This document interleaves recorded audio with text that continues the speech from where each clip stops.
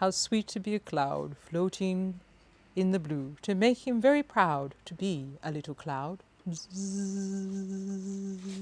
Hi everybody, it's KJ from Metro Hobbies and I am here with Lego set 21326, the Lego Ideas Winnie the Pooh 100 Acre Wood. And it's quite charming. I'm going to try and give you an overview of all the things because I've had the pleasure of building this.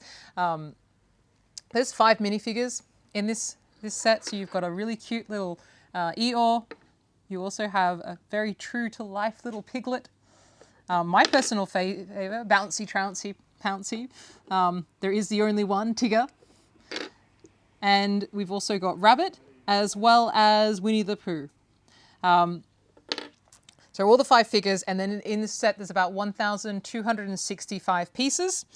It is obviously Winnie the Pooh's little house there. They've got a little stand. Everywhere in this set you've got these little honey pots everywhere. And I'm really happy to say that they're prints. They're not stickers, which pleases me. So here in the top of his attic, there's little more honey pots everywhere. You might have noticed around the front when the fireplace, there was also more.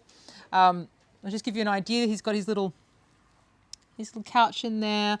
Got a nice little bent chimney, which is a really cool, some Technic pieces have done to build that. He's got his little bed.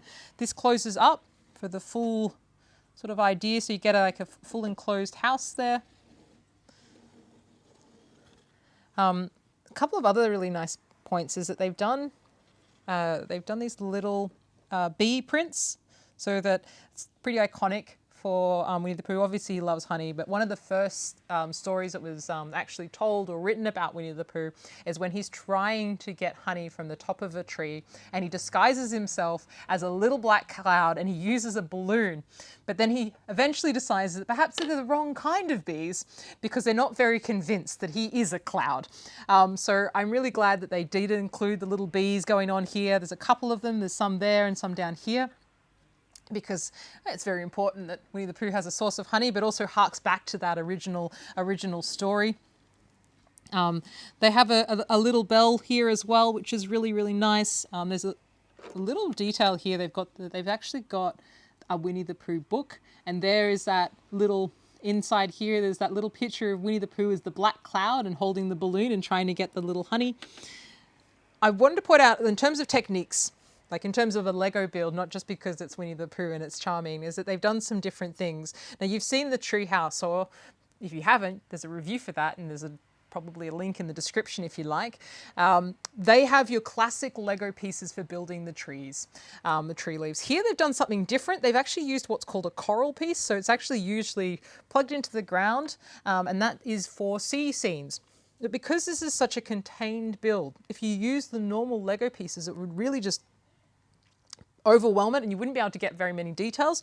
But by using the coral pieces, because they're smaller and because they have a little bit of a different look, it sort of looks like there's lots of little branches going on, and then they've been able to add detail with the different leaves that they've added on top to give it more sort of depth and color. And I appreciate the detail they've gone into doing that. The little ball and socket joints over the little branches as well. I think this is the first time I've ever seen these branch pieces done in this color, which I think is called nougat. I don't mind being corrected. There's so many different Lego colors now, thankfully, because you can build more things. There's a lot to discover and appreciate as you build this set. There is quite a few different techniques, sideways builds, aligning. In order to get some details, you actually have to align socket and ball joints up in a particular way so it offsets from the normal stud on stud, which is just your classic grid shape. But to get off the grid, they usually use ball and socket joints, and they do this in that, and that creates the effect of the trunk. And you end up with this charming little 100-acre wood with all the details. It's even got Mr. Sanders on the top there. I mean, to be honest with you, there's not a hell of a lot I need to really say. It's Winnie the Pooh, 100-acre wood. It's Tigger. It's Piglet. It's Eeyore. It is charming. I highly recommend it. It looks way, way better built than it does on the side of the box, as always. I have this one personally. I like to set it up on top of our piano in the lounge room. It looks gorgeous. But for you, perhaps I might set that up in the city. So when you can come into the CBD store, you can actually see for yourself. And the wonderful, wonderful thing, is maybe not just about Tiggers, but the wonderful, wonderful thing about the Lego Winnie the Pooh is this is the only one.